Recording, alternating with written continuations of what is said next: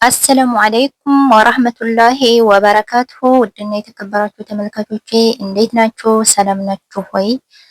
ይህን መቃብር እንግዲህ የምታዩት በየመን የስደተኞች መቃብር ነው። የኢትዮጵያ ስደተኞች መቃብር አብዛኛው ጀልባ ተገልብጦ ህይወታቸው ያለፈ ውሃው ወደ የመን ዳርቻ የተፋቸው እንግዲህ የመኔዎች አንስተው እዚህ ጋር መቃብራቸውን የኢትዮጵያ የሶስት ብሔሮች መቃብር ነው። አማራ፣ ኦሮሞ፣ ትግሬ አብዛኛው እነዚህ ሶስት ብሔሮች መቃብር እንደሆነ ተናግረዋል።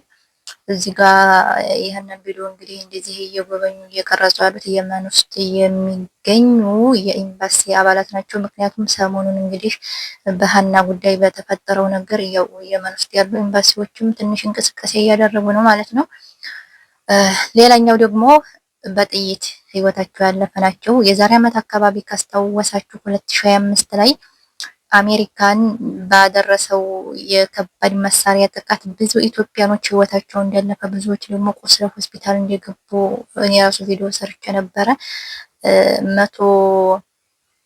114 አካባቢ የሚሆኑት እንግዲህ በአንድ ጊዜ በጥይት በከባድ መሳሪያ ተመተው ህይወታቸው ያለፉ ናቸው። እዚህ ጋር እንደምታዩት መቃብራቸው ደግሞ ማለት ነው።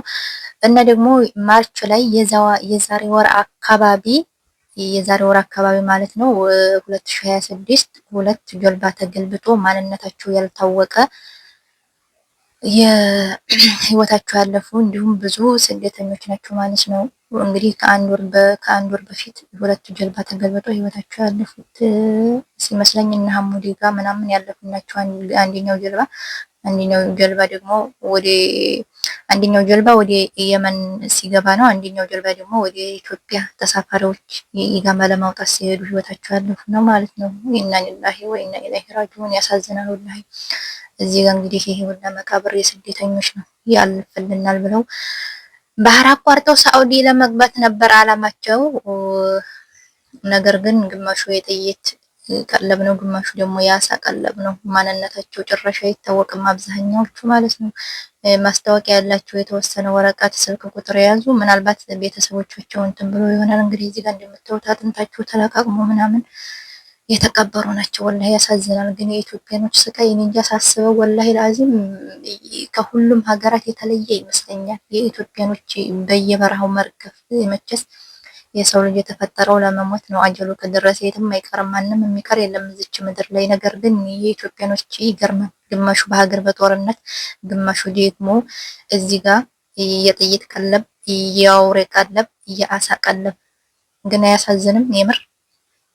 እና እንግዲህ እነዚህ አብዛኛ ስደተኞች እናት ምናልባትም ዛሬ ልጄ ይኖራል ነገ ይደውላል ዛሬ ይመጣል እያለች በር እያየች ይሆናል።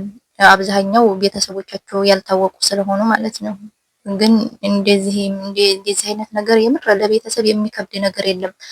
ወይንም መሞታቸውን አያውቁም ወይንም ደግሞ መኖራቸውን አያውቁም። ሁልጊዜ ስቃቀን ነው ማለት ነው። እና ሌላው ደግሞ በጣም የሚያሳዝነው የሀገራችን ደላሎች በስደተኞች ላይ የሚያደርሱት ጥቃት እውነት ግን ማለት ነው ወላሂ የሀና ጉዳይ አንዲት ነፍስ ያኔ የእሷ መታገት የምር ብዙ ጉድ እያመጣ ነው። ከየመን ብዙ ጉድ ማለት ነው። እስከዛሬ ያላየናቸውና ያልሰማናቸው ጉድ እየሰማን ነው። እና የምር እንደው በዚሁ ከጀመሩ አይቀር የመን ደላላ የተባለችው እንደው ልቅም አድርጎ ማቃጠል ነበረ ሰነ ቤታቸው። ጭካኔያቸው ይለያል ነው የምላችሁ። እስከዛሬ የምናያለን እንሰማለን። እነዚህ ጋር እንግዲህ እንደምታዩት ደግሞ ብር አሳውሉ እያሉ የሚደበደቡ ስደተኞች ናቸው። እኔ የሚገርመኝ እኔ የምለው አሁን ወደ ሳውዲ አረቢያ 78 ጊዜ በባህር ማለት በባህር አቋርጠው 78 ጊዜ እስከ 10 ጊዜ ሳውዲ የገባሉ። እውነት አብዛኛው ሰው የባህር መንገድ ብዙ ስቃይ ብዙ ፈተና እንዳለው የባህሩ ስቃይ፣ ከዛ ደግሞ ድንበር ሲቆርጡ ያለው ስቃይ፣ ደላሎች ጋር ደግሞ ሲቀመጡ ብር እስከሚላክላቸው ያለው ስቃይ ብዙ ሰው ያወራል። እና ብዙ ጊዜ ደግሞ የሚመላለሱ ሰዎች አሉ። በጣም እንደዚህ ዋስበው እንደዚህ አድርጎ ብር አሳውል እያሉ ለሐውለ ወላ ቁወተ የምር እንጃ እንደው ለገንዘብ ይሄን ያህል እንደዚህ ያደርጋል። ይገርማል። የሌላ ዜጋ እኮ ቢሆን እንደው መቼም ታውቁታላችሁ፣ ግን እዚህ ጋር አማርኛ ነው የሚያወሩት። አሳውል አስልክ ምናምን እያሉ ነው እንደዚህ አስሮ የሚቀጠቅጡት። ይገርማል። ሁሉ ያሳዝናል። አወይ ጭካኔ! እነዚህ ደላሎች ወላሂ ለአዚ እንደው ምን ቢበሉ ነው ምን ቢጠጡ ነው እንደዚህ ጭክን ብለው የሰው ልጅ እንደዚህ አስረው የሚቀጠቀጡት ማለት ነው። የየመን መንግስት ግን ሁሉም አሁን ላይ እንደተጀመረ ማለት ነው። በነገራችን ላይ ከስንት ወራት በፊት ነው የኢትዮጵያ ስደተኞችን በዚህ መልኩ ከየመን ጠራርጎ እያስወጣ ነበር። እዛ ባደረጉት ራብሻ በዚህ መልኩ ጠራርጎ እያስወጣ ነበር። አያችሁ። ይልቅ የመን ዜግነት ካላቸው ይልቁንስ የኢትዮጵያ ዜግነት ያላቸው ብዙ ናቸው። እንግዲህ እዚህ ጋር አንድ ሰፈር አንድ አካባቢ ተጠቅመው ወጡ ናቸው። አይገርምም? እንግዲህ በተለያየ ሀገር ለምሳሌ የመን ውስጥ የተለያየ አካባቢ የተለያየ ሰፈር እንዲሁም ደግሞ በየጥጉ በየተራራው ይሄ ካየማ ሸራ ወጥረው ብዙ የሚኖሩ ሰዎች አሉ። አሁን እውነት ከኢትዮጵያ ኑሮ ይሄ የየመን ኑሮ ደስታ ሰጥቷቸው ነው እዚህ ጋር እንደዚህ እንደምታዩቸው። አይገርምም? ሱብሃንአላህ ይገርማል። እና ቤተሰብ የሰሞኑ ጉዳይ እንግዲህ በዚህ መልኩ የየመን መንግስት በጣም ትብብር ማድረግ አለበት። እንዲሁ ኢትዮጵያ እየተባለችን እዛች ልጅ ማድረጎ እያሳፈረ ወደ አገሩ ውርውር፣ ከዛ የባህር መንገድን ዝግት። የማንም እናት አታለቅስም። ወላሂ ለአዚም የምር ሁሉም በዚህ ጉዳይ መረባረብ አለበት። ከተሰደደ ይሰደድ በእንትን በህጋዊ መንገድ። አሁን እኮ አብዛኛው ሰው ከሰራንም እንሰራለን፣ ሳውዲ ከገባንም ሳውዲ እንገባለን፣ አሊያም ደግሞ የመን እንቀመጣለን እያሉ እዚህ ጋር የመን ድንበር ተቀምጠው ግማሹ ሀሺሽ፣ ግማሹ ጫት፣ ግማሹ አደንዛዥ እጽ ብዙ ብር ስለሚያገኙ በዚህ ስራ እየሰሩ ወደ ሳውዲ ያስገባሉ።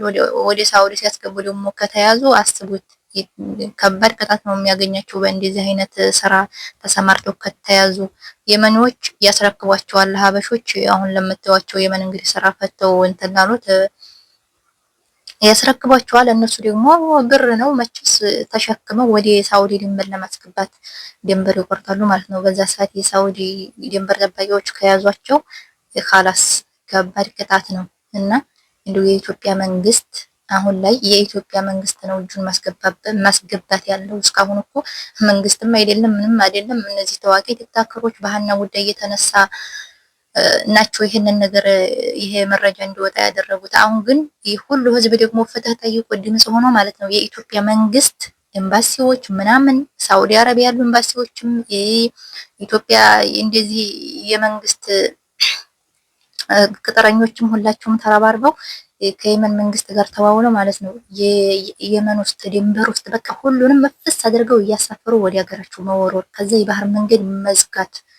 የምር የባህር መንገድ በቃ መዝጋት። ደላሎችም ስደተኞችም ማንም አይታገትም፣ ማንም አይሞትም፣ የማንም እናት እንባዋን አታፈስም። እንደዚህ ቢሆን አሁን ላይ እኮ ግማሹ ያሳ ቀለብ ይሆናል፣ ግማሹ ደንበር የጥይት ቀለብ ይሆናል፣ ግማሹ ደግሞ በዲካም ህይወቱ ያልፋል፣ ያማረቀ ቀለብ ይሆናል። በዚህ ሰዓት ብቻ ከጊዜ ወደ ጊዜ እየመጣ ያለው ነገር የሚገርም ነው፣ ያሳዝናል።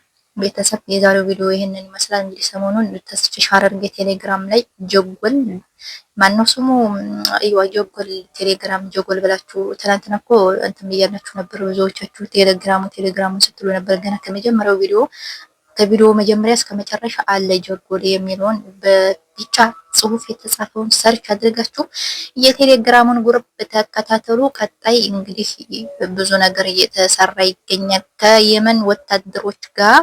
የየመን ወታደሮች ያው ድንበርን እያፈሱ እየለቀሙ በየተራራው ካይናቸውን እየቀጠሉ ደላሎችን አጋችንም ታጋችንም ነፃ እያወጡ ይገኛሉ ማለት ነው። አላህ ኸይር ያርገው። ሰላም አለይኩም ወራህመቱላሂ ወበረካቱ።